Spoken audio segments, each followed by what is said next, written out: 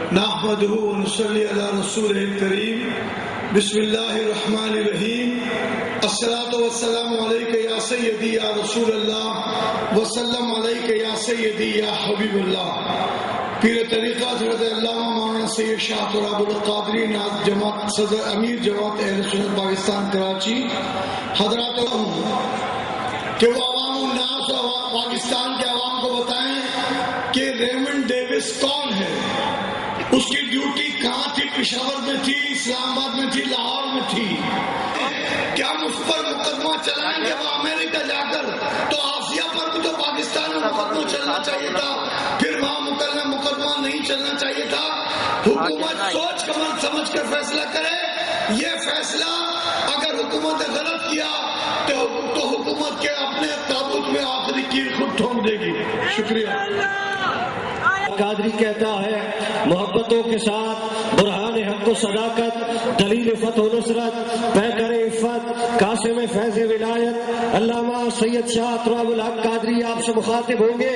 نعرہ تکبیر، نعرہ رسالت، نعرہ رسالت، مرد مومن مرد ہاد، مرد مومن مرد ہاد. يصلون على النبي يا أيها الذين آمنوا صلوا عليه وسلموا تسليما. اللهم صل على سيدنا ومولانا محمد معدن الجود والكرم وآله وبارك وسلم صلاة وسلاما عليك يا سيدي يا رسول الله. وقت چونکہ بہت مختصر ہے، معزز علماء کرام، قائدین کرام، مشائخ اعظام، وقت بچانے کے لیے میں نے بالاستعار نام نہیں لیے. جن جن حضرات کا خطاب نہ ہو سکا میں معذرت چاہتا ہوں. چند منٹ باقی مغرب کی اذان میں، چونکہ مغرب کی اذان تک اس جلسہ کا تتمہ ہونا ہے. جلوس جماعت اہل سنت پاکستان اور دیگر تنظیمات کے حوالے سے نکلتا ہے. جماعت اہل سنت پاکستان کے اس کا اجرا 1970 سے کیا، اور یوں کہا جا سکتا ہے کہ یہ 41واں جلوس ہے جس میں آپ نے شرکت کی اور جس جلسے میں آپ شریک ہو رہے ہیں. یہ عید میلاد النبی صلی اللہ علیہ وسلم، یقین جانیے اگر یہ عید نہ ہوتی دنیا میں کوئی عید بھی نہیں ہوتی. اس کائنات کو جو کچھ ملا ہے حضور علیہ السلام کے صدقے میں ملا، بلکہ یہ کہا جائے کہ یہ کائنات سجائی گئی نبی کریم صلی اللہ علیہ وسلم کے لیے غلط نہ ہوگا. استاد زمن شہنشاہ سخن مولانا حسن فرماتے نہ کیوں آرائشیں کرتا خدا دنیا کے ساما میں، تمہیں دولہا بنا کر بھیجنا تھا بزم امکان. اور اعلیٰ حضرت امام اہل سنت مولانا شاہ احمد رضا خان فاضل بریلوی رحمۃ اللہ علیہ فرما انہی کی بو مایا سمن اور انہی کا جلوہ چمن چمن، انہی سے گلشن مہک رہے، انہی کی رنگت گلاب میں. اور یہ واضح ہو کہ پاکستان بنانے والے عید میلاد النبی منانے والے علماء تھے جنہوں نے پاکستان بنایا. اب آپ غور فرمائیے، اس پاکستان میں ہم نے ایک عہد کیا، ہمارے علماء نے ایک عہد کیا، اور پاکستان اس لیے بنا یہاں نظام مصطفیٰ صلی اللہ علیہ وسلم کی حکمرانی ہو، اور ہم نے 63 سال اس مطالبے کو دہراتے رہے مگر اس سے غداری کی. اب اگر پاکستان کو بچانا تو پاکستان کو بچانے کا واحد ذریعہ اس ملک میں اسلامی نظام کا نفاذ، نظام مصطفیٰ کا نفاذ. اس کے بغیر محترم حضرات یہ ملک نہیں بچے گا. ہمارے حکمرانوں کو عقل کے ناخن لینا چاہیے. حضرت عمر فاروق رضی اللہ تعالیٰ عنہ جو 22 لاکھ مربع میل سے زائد زمین کے خطے پر حکمران، جب وہ یہ فرماتے ہیں نہر فرات کے کنارے ایک کتا بھی اگر پیاسا مر جائے تو عمر سے یہ پوچھا جائے گا کہ عمر تمہاری حکومت میں کتا کیوں بھوکا مرا؟ ہمارے حکمراں جواب دیں کہ آج کس قدر بھوک اور افلاس، لوگ بھوک اور افلاس سے تنگ آ کر خودکشی کر رہے ہیں، موت کے گھاٹ چڑھ رہے ہیں. مجھے بتائیے یہ کیا ہوا؟ اب ایک امید بنی تھی کہ ایک نئی کابینہ بن رہی ہے، لیکن جب نئی کابینہ بنی پتہ لگا کہ وہ بھی اسی طرح نابینا جو پہلے کی کابینہ، انہی لوگوں کو لیا گیا جو کرپشن میں مبتلا، انہی لوگوں کو نمائندگی دی گئی جو بے شمار کرپشن میں مبتلا، جن پر مقدمے supreme court, high court, NAB پہ مقدمے.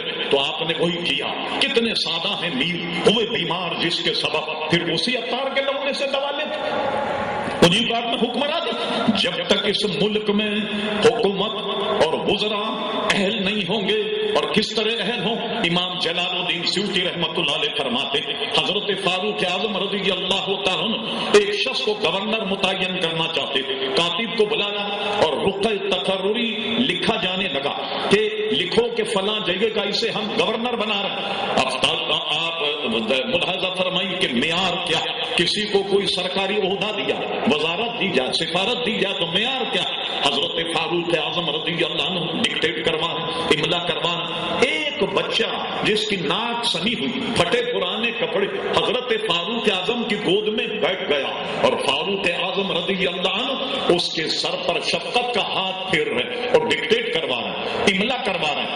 گورنر جو بننے والے ایک گندے بچے کو امیر المومنین کے گود میں بیٹھا دیکھا، وہ امیر المومنین رضی اللہ تعالیٰ عنہ کہ جن کا نام لیا جائے قیصر و کسریٰ کے قدموں کے نیچے سے زمین ہٹ جائے، اور ایک بچے پر شفقت کر رہے ہیں۔ اس سے رہا نہ گیا، اس نے کہا یا امیر المومنین میرے 5-6 بچے، مگر میں کسی کو قریب نہیں آنے دیتا، اور سب کو ایسا رو اور دبدبے رکھا تو میرے قریب نہیں آ سکتے، اور آپ اسے گندے بچے پر اتنی شفقت مہربانی کر رہے ہیں۔ فاروق اعظم رضی اللہ عنہ نے کاتب حکم دیا اس کا اپائنٹمنٹ لیٹر تقرر کا پھاڑ کر ڈال دیا جائے، یہ حکمراں اور امیر یا گورنر بننے کے لائق نہیں۔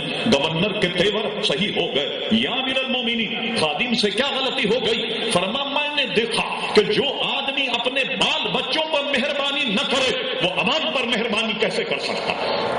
جو اپنے بال بچوں کو شفقت نہ کرے وہ عوام پر، اپنی رعایا پر شفقت کیسے کر سکتا؟ حکمرانوں نوشتہ دیوار پڑھ لو، کیا تم نے دیکھا نہیں تونس کا کیا حال ہوا؟ کیا تم نے دیکھا نہیں مصر کا کیا حال ہوا؟ تمہارے بھی دروازے پر دستک دی جا رہی، اگر تم نے اپنی حالت نہیں سنبھالی اور تم نے اگر شریعت مطہرہ کا اسی طریقے سے ٹھٹا کیا تو دیکھیے نوشتہ دیوار کو پڑھ لیجئے کہ دوسری دنیا کے لوگ نہیں بچے تو تم بھی نہیں بچو گے۔ اور آپ نے دیکھا حکمرانوں کی غفلت، ایک مسئلہ اٹھ گیا ناموس رسالت، کتنا اس مسئلے میں کتنا پس و پیش کیا گیا۔ اللہ اکبر، کبھی بیان دیتے ہیں کہ بل واپس لے لیا گیا، کئی بیان دیتے ہیں کہ اس میں کوئی ترمیم نہیں ہوگی۔ خوب یاد رکھیے آپ جب قوت دیکھی آپ نے عوام کی تو تب آپ نے باضابطہ قومی اسمبلی کے فلور پر اعلان کیا اور آپ کی ایک MNA نے وہ بل کو واپس لیا۔ خوب یاد رکھیے کہ ناموس مصطفیٰ صلی اللہ علیہ وسلم پر کوئی آنچ اگر آئی، یہ اہل سنت و جماعت عزیزان محترم، ابھی آپ نے ایک جلوس دیکھا جو بلا مبالغہ پوری کراچی میں کم سے کم اس میں شرکت کرنے والوں کی تعداد 15 لاکھ ہو، جو مختلف 18 ٹاؤن سے نکلتے۔ یہ تو ایک گریوی ہے اس جلوس کی جو جلسے میں آ گئی۔ باہر آپ دیکھیے کہ انسانوں کا سمندر، اگر تم نے روش نہ بدلی یہ سمندر اسی طریقے سے تمہارے گویا دروازوں پر دستک دے گا جیسا تم پہلے دے چکے۔ اس لیے عقل سلیم کے ناخن لو، دینداری اختیار کرو، اور اس کے ساتھ ہی ساتھ یہ عوام کا کچھ بھلا کر جاؤ جو اللہ تعالیٰ نے تمہیں ایک موقع دیا ہے، خدا کے لیے اسے سمجھنے کی کوشش کرو۔ اور کبھی بھی ہم 295C میں ترمیم برداشت نہیں کرے۔ یہ دوبارہ ہم کہتے ہیں یہی عوامی ریلا باہر آ جائے گا اور آپ کو بہا کر کے لے جائے۔ بہت سے لوگ کہتے ہیں صاحب گورنر مر گیا، قانونی راستہ آپ نے اختیار نہیں کیا۔ غیر ملکی صحافیوں نے مجھ سے انٹرویو کیا کہ کیا یہ آپ کوئی قانونی راستہ اختیار نہیں کر سکتے؟ میں آپ سے پوچھتا ہوں بتائیے، آئین پاکستان اٹھائیے، دستور پاکستان اٹھائیے کہ کوئی گورنر اگر کوئی غلط کام کرے FIR کٹی جا سکتا ہے؟ FIR درج نہیں ہوتی، بلکہ کوئی مقدمہ پہلے سے اس پر اگر ہو تو اس کو عدالت میں بلایا نہیں جائے گا۔ صدر کا بھی استثناء، گورنر کا استثناء۔ آپ بتائیے کہ سارے راہیں جب مسدود ہو جائیں تو پھر ممتاز حسین پیدا نہیں ہوں گے تو کیا ہو؟ آپ نے تو قانون راستے سارے بند کر دیے۔ تمہیں عقل کے ناخن لینا چاہیے۔ ابھی 2 ہفتے کی بات، اٹلی کے وزیر اعظم کچھ کرپشن کیا اور اٹلی کی اسمبلی نے جو استثناء وزیر اعظم کا ہے وہ واپس لے لیا۔ اب اٹلی کے وزیر اعظم کو گویا عدالت میں کورٹ میں پیش ہونا ہوگا، اپنے مقدمے کی گویا اس کو دفاع کرنا ہوگا۔ اور ہمارے یہاں حال یہ ہے کہ جناب ایک صاحب گئے جیسے بھی گئے، دوسرا جب آپ نے گورنر متعین کیا، میں وہی معیار آپ کے سامنے رکھتا ہوں جو فاروق اعظم کا، لطیف کھوسہ صاحب کو گورنر بنا لیا، کیا ان پر